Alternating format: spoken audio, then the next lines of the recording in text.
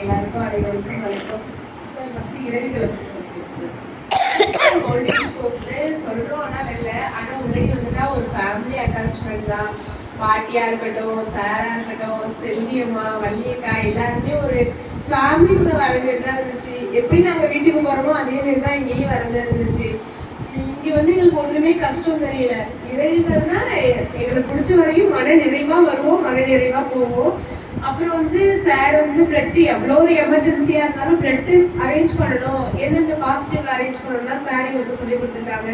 அப்புறம் டிசிப்ளினாக இருக்கணும், எந்தெந்த இடத்துல எப்படி எப்படிலாம் இருக்கணும்னு சார் சொல்லி கொடுத்துருக்காங்க.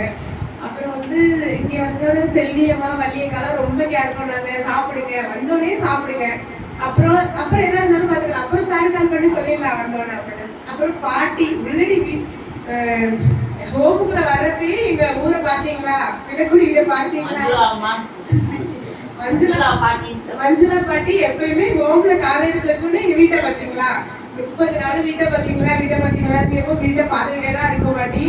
அப்புறம் எல்லாரும் பார்த்து பத்திரமா இருங்க. சார் இருக்காங்க, எந்த ஒரு ப்ராப்ளமா இருந்தாலும் சார்கிட்ட சொல்லுங்க, சார் கிளியர் பண்ணி வச்சிருவாங்க.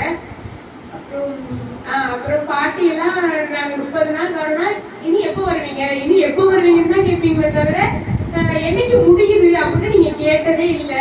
அந்த 30 நாள் ஒரு என்ஜிஓக்கு போனா எப்படா அந்த 30 நாள் போகும் அப்படின்னு நாங்க இருப்போம்.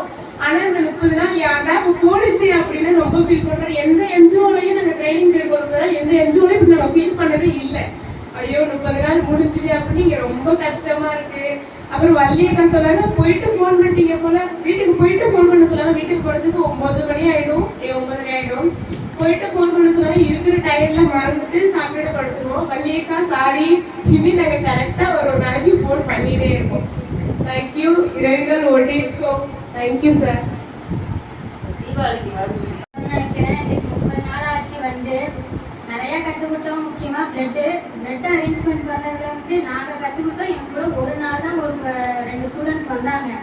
அவங்க இங்கே வந்து ஒரு பிளட் அரேஞ்ச்மெண்ட் பண்ணுறது எப்படின்னு மறுபடியும் நல்லா கரெக்டாக கற்றுக்கிட்டு இன்னைக்கு வந்து ஒரு உயிரை அவங்க வந்து ஒரு பிளட்டு வந்து ரெடி பண்ணி கொடுத்தாங்க. அது மாதிரி எங்களுக்கு தான் ஃபஸ்ட் டைம் சொன்னாங்க. ஏன்னா நீங்கள் தான் எங்களுக்கு கற்றுக் கொடுத்தீங்க, அதனால இது மாதிரி நான் உங்களுக்கு உதவி பண்ணிட்டேன் அப்படின்னு சொன்னாங்க.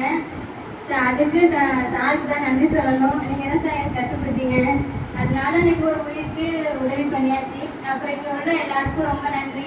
அன்பா பார்த்துக்கிட்டீங்க, உடம்பு முடியாதனாலும் நல்லா கேர் பண்ணி பார்த்துக்கிட்டீங்க. தேங்க்யூம்மா செல்வியம்மா, வள்ளியக்கா, ரொம்ப நன்றி. தேங்க்யூக்கா. தேங்க்யூ.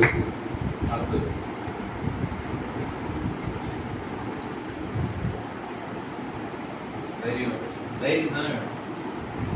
தைரியமா இருக்கும். மனசுல என்ன இருக்கும் சொல்லி நாங்கெல்லாம் கேட்க தெரியாது. நீங்க மனசுல பட்டாம இருக்கணும். ரொம்ப சுகமா பேசுங்க.